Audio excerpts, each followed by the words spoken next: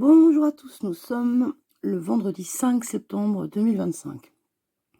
Aujourd'hui, j'avais envie de vous faire une lecture. Alors, il y a longtemps que je n'avais pas pratiqué cette discipline, mais je trouve que, vu l'état de la France actuelle, ça mérite d'être lu, d'être connu. Et pour une fois, vous ne pourrez pas me dire « Ouais, mais t'es devenu vachement d'extrême droite hein, », puisque c'est un texte issu de Sur la voie glorieuse, ouvrage publié donc aux librairies anciennes Édouard Champion, comme vous pouvez le voir, en 1915, issu de la page, des pages 51 et 53. Donc alors on fait juste un tout petit minuscule, parce que sinon ça serait beaucoup trop long, rappel sur qui était Anatole France. Donc alors il est né le 16 avril 1844 à Paris. Bon, déjà c'est un mec bien parisien, et 16 avril il est bélier, ça peut être que bien. Est mort le 12 octobre 1924 à Saint-Cyr-sur-Loire. Alors ça c'est en Indre-et-Loire, donc c'est aussi un mec bien, obligatoirement. Donc il a été une des consciences les plus significatives de son temps, en s'engageant dans des causes sociales et politiques du début du XXe siècle, et même du XIXe. Hein. Alors, son père était pauvre, issu du canton de Toircé. Bon, bah ça, forcément, c'est un mec bien aussi. C'est par chez moi. Alors, il faut savoir quand même que ce monsieur, son père, a été analphabète jusqu'à l'âge de 20 ans. Après, il s'est engagé dans l'armée, donc là, j'imagine que c'est là qu'il a appris à lire. Au moment de la révolution de 1830, je vous fais ça de mémoire, hein, il a démissionné, et puis bon, il est monté à Paris, comme on dit, et il a épousé donc la Antoinette Gallas, qui est l'arrivée de Chartres. Bon, c'est aussi très bien Chartres, hein, c'est pareil. Hein, moi, je fais pas de Orléans, je vais jusqu'à Orléans, les mecs. Hein, de toute façon, c'est la Loire, Orléans, donc c'est magnifique. Magnifique. Enfin, la Loire, attention, on parle pas de la Haute-Loire ou de la Loire en bas, là. Non, on parle de quand c'est un vrai fleuve, les mecs. Hein, bon, jusqu'à Saint-Nazaire, on prend Saint-Nazaire aussi, hein, pas de problème. Hein. On n'est pas raciste. Hein. Mais bon, la Haute-Loire et la Loire, non, là, c'est un ruisseau, là.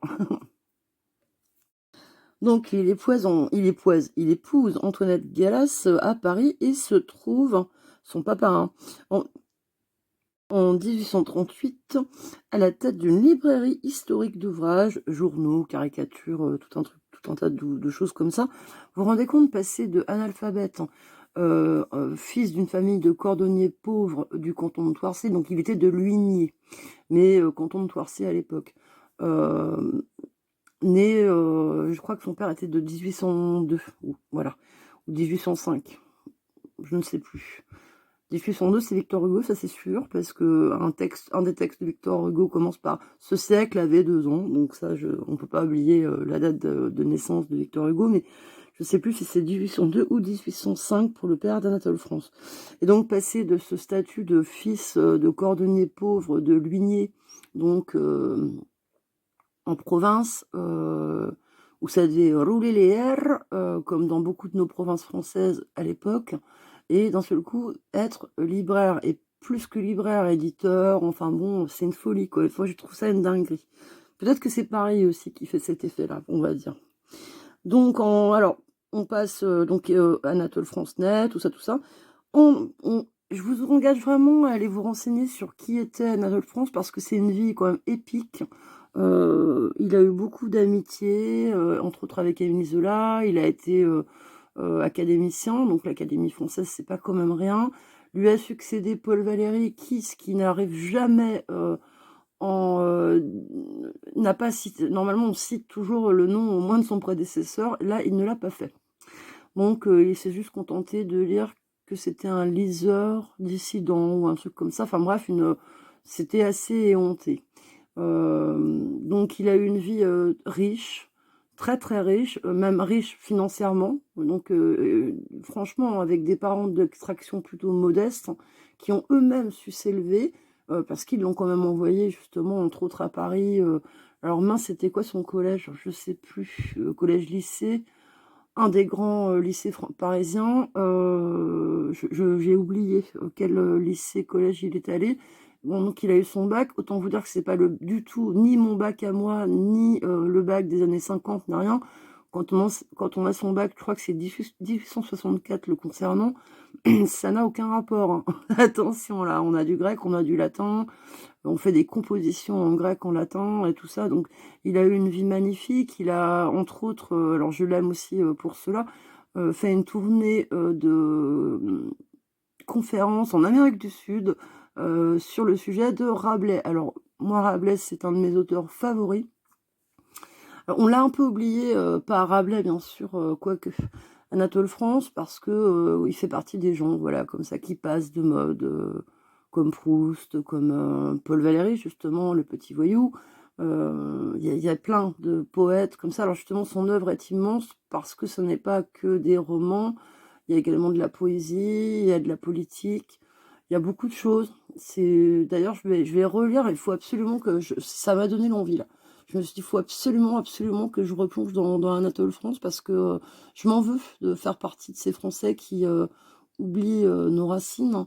Et pourtant, elles sont bien belles. Il a, entre autres, été prix Nobel en 1921. Donc, pour l'ensemble de son œuvre, c'est quand même génial.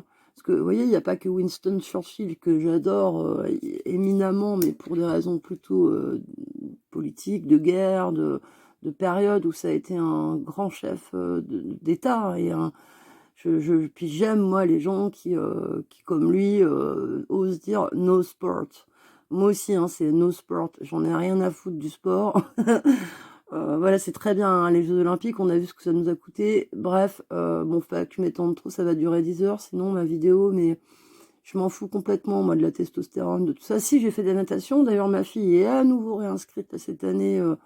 Ça y est, là, elle est inscrite, on recommence les cours de natation, puisque l'école, là, elle est en école privée, mais apparemment, que ce soit l'école publique ou privée, c'est plus tellement au goût du jour. Donc, on va laisser nos gosses se noyer. D'ailleurs, cet été, je ne sais pas si vous avez remarqué, il y a eu beaucoup de noyades. Oui, oui, oui, beaucoup de gosses noyés. Donc, d'où ça vient, je ne sais pas. Donc en 21, il a eu 1921 le prix Nobel de littérature pour l'ensemble de son œuvre. Et figurez-vous que je ne l'en aime que plus encore. Ça, je ne savais pas, je l'ai appris sur Internet. Qu'en 1922, donc un an après, l'ensemble de son œuvre fait l'objet d'une condamnation papale. Donc, pourtant, vous savez que je suis catholique, mais il n'empêche que parfois, maintenant, ça s'est arrangé. On va dire que depuis Jean-Paul II, les choses vont mieux. La femme, déjà, a une âme, ce qui est formidable. Merci Jean-Paul hein, d'avoir... voilà. Et puis, les papes, je trouve globalement, ça va de mieux en mieux. Là, le nouveau, j'arrive pas à m'y faire. Il est américain. Je n'arrive même pas à voir sa tête. Parce que je m'étais tellement attachée à François, qui était un mec vachement bien, vachement dans la tolérance, l'ouverture d'esprit, que là, l'autre, je vous promets, je sais même pas comment il s'appelle. Bon, écoutez dans les commentaires si vous vous souvenez de son nom de pape, très bien. Et puis j'ai surtout été vachement étonnée qu'on prenne un Amerloc. Bon, après, il y avait des Africains qui étaient sur les rangs, là, en bonne place. Ça aurait changé un peu. Bon, visiblement, le Vatican n'est pas encore totalement open sur ça, sur la couleur, mais ça va venir, on va y arriver. Donc alors, allez, on y arrive, et je vous invite vraiment, je vous enjoins à vous renseigner sur qui était Anatole France. C'est un être sublime. Donc je vous lis le texte. La petite ville de France. Du haut d'une colline, nous découvrîmes une petite ville, peu importe son nom. C'était une ville de France, paisiblement assise dans le creux d'un vallon. Elle était charmante avec ses toits pointus, ses rues tortueuses et le clocher en charpente de son élégante église. Je la contemplais dans une sorte de ravissement. C'est que la vue à vol d'oiseau d'une de nos villes est un spectacle aimable et touchant, où l'âme se plaît. Des pensées humaines montent avec la fumée des toits.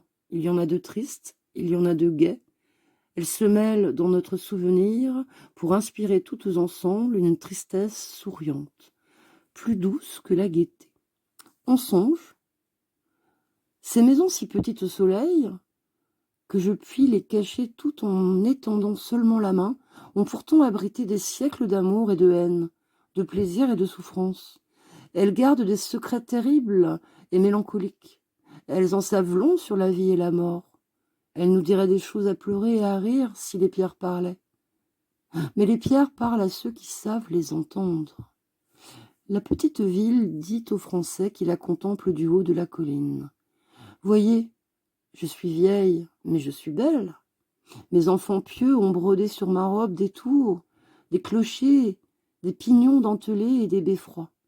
Je suis une bonne mère. J'enseigne le travail et tous les arts de la paix. J'exhorte les citoyens à ce mépris du danger qui les rend invincibles. Je nourris mes enfants dans mes bras. Puis, leur tâche faite, ils vont, les uns après les autres, dormir à mes pieds, sous cette herbe où paissent les moutons. Ils passent, mais je reste pour garder leurs souvenirs. Je suis leur mémoire. C'est pourquoi ils me doivent tout, car l'homme n'est l'homme que parce qu'il se souvient. Mon manteau a été déchiré et mon sein percé dans les guerres. J'ai reçu des blessures qu'on disait mortelles, mais j'ai vécu parce que j'ai espéré. Apprenez de moi cette sainte espérance qui sauve la patrie. Voilà, c'est ce que je voulais vous lire ce matin. Je suis assez émue d'ailleurs en vous lisant ça, après vous avoir lu ce texte sublime. Je pense qu'on en a tous besoin en ce moment, de ce mot patrie, de ne pas en avoir honte, de se souvenir qu'on a fait de belles choses en Occident, en Europe, en France, d'arrêter d'avoir honte de nous.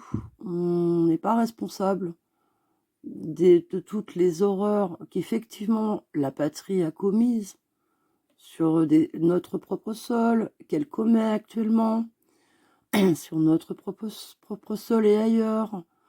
On n'est pas tous responsables. Moi, j'ai pas voté Macron, j'ai pas voté pour un va-t-en-guerre, j'ai pas voté pour que les retraités se fassent ponctionner de partout et soient en plus considérés comme les déchets de la société.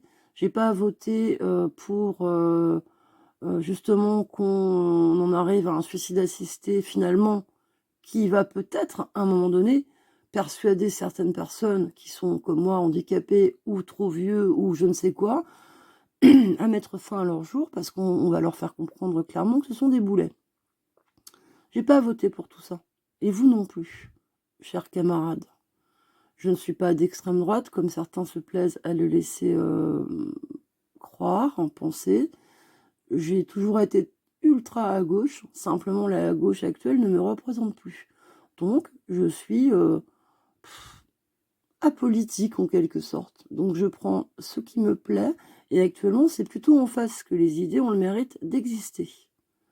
Donc, pensez de moi ce que vous voulez. Je vous laisse sur Anatole France. Je vous enjoins à vraiment vous renseigner sur ce garçon charmant. Et je vous souhaite à tous en tout cas un bon week-end qui arrive. Pour le 10 septembre, écoutez, chacun fera comme il veut. Moi, je sais que Nico ira au travail parce qu'on ne sommes pas en capacité de nous passer d'une journée de travail. Par contre, de notre côté, il n'y aura pas d'achat fait en carte bleue, ni d'achat tout court. Voilà. On peut tous militer d'une façon personnelle, puisque de toute façon, ce qui est bien avec ce mouvement du 10 septembre, c'est que finalement, il est très fluide. Et c'est ce qui fait qu'il échappe à tout contrôle. Donc, faites selon vos moyens, selon vos motivations, ou ne faites rien. Personne n'est obligé, c'est pas une obligation. Mais à un moment donné, il va falloir que les choses évoluent et qu'on s'en sorte de Macron, de Brigitte, de tous ces gens, de Bayrou, qui est une horreur, hein, qui demande aux vieux de se serrer la ceinture alors que l'autre, il a un bide... qui, voilà, on voit tous l'état de nos frigos hein, à partir d'une certaine période du mois. Chacun voit chez lui à partir de quelle période du mois le frigo est quand même relativement vide. Alors, gloire à ceux qui ont un potager, fierté pour vous, camarades potagistes. Moi, actuellement, je suis plus en capacité. Nico, il a pas mis le... Voilà, bon là, il se rend compte que vu le prix des choses, il va falloir s'y mettre. Donc moi, je serai là pour le guider avec mes tomates au caca. Coucou Alain. Mais donc, il faut qu'on redevienne fiers de nous, les amis. Et pour le moment, là, moi, je suis plus fière ni de moi, ni de nous. Donc, redevenons fiers. Et puis, n'ayons pas honte de ce drapeau qui est le nôtre. Parce qu'il y a des gens qui sont morts, la tête coupée, et pas que les bourgeois, pas que les rois, je veux dire, pas que les nobles. Pendant la période de la terreur, sous la Révolution, tout le monde a eu la tête coupée. Hein. Alors là, je vous dis, les amis, revisitez vos cours d'histoire. Franchement, bon, il y a eu du bon, il y a eu du mauvais, mais c'est ce qui a permis qu'on en arrive aujourd'hui à être une république. C'est pas forcément super bien. Il faudrait une sixième... Ah, j'ai un trou de mémoire. Constitution. Parce que là, ça ne va pas. La cinquième, c'est de la merde. Il faut qu'on passe à autre chose. Bon, pour le moment, on n'est pas prêt. Et puis, c'est pas avec des gens comme Mélenchon. C'est pas avec des pro-terroristes palestiniennes, enfin syriennes, du Hamas, comme Rima Hassan, que les choses vont s'arranger. Elle, sachez bien que la LFI, puis c'est vrai que dès que Mélenchon voit une beurette, et encore mieux pro-palestinienne, là, le mec, il est en érection. Donc, ces gens-là ne nous représentent plus, les copains. C'est pas que j'en ai rien à foutre de la Palestine, mais un tout petit peu en ce moment. Moi, je préférais m'occuper de tonton Gaston qui se fait caca chez lui dessus et que personne ne peut venir le nettoyer le cul. J'invente, j'ai pas de tonton Gaston, mais je veux dire, ou de mamie Suzanne qui est toute seule aussi, qui a plus de famille, du petit Nicolas qu'on aura le cul de payer les impôts parce qu'il est célibataire, il n'a pas de gosse et qu'il contribue justement à entretenir des familles de Gabonais qui trouvent ça très spirituel de venir sans projet d'intégration parce que la France c'est sympa et qui se retrouvent à squatter des parcs publics en Bretagne avec une foultitude de débilos qui viennent leur apporter assistance plutôt que de leur dire écoute mec parce que c'est affreux de voir des enfants dormir dans des tentes avec des bâches, on est bien d'accord. Mais si moi demain je débarque en Afrique, n'importe quel pays d'Afrique, l'école n'est pas gratuite, l'Afrique c'est très très cher les écoles, on ne va pas me donner d'aide sociale, on ne va pas me fournir de logement d'urgence, je vais pas être aidée quoi. Donc je l'ai fait le projet, on l'a fait avec Nico de partir au Sénégal, c'était trop cher, bah on n'est pas parti, on est resté pour partager la galère avec tout le monde, voilà. Et puis on va pas aller non plus ailleurs en Europe parce que de toute façon c'est la même chose partout. Donc on va pas aller embêter les pays européens qui sont encore plus pauvres. Je pense à la Grèce, j'en sais rien, Albanie, Portugal, Espagne. Non, voilà, on reste ici. Et puis de toute façon, enfin, voilà, on est citoyens français, restons ensemble. Mais par contre, il va falloir s'unir un peu, les copains. Je vous embrasse tous et je vous souhaite donc un bon week-end et je vous dis à bientôt.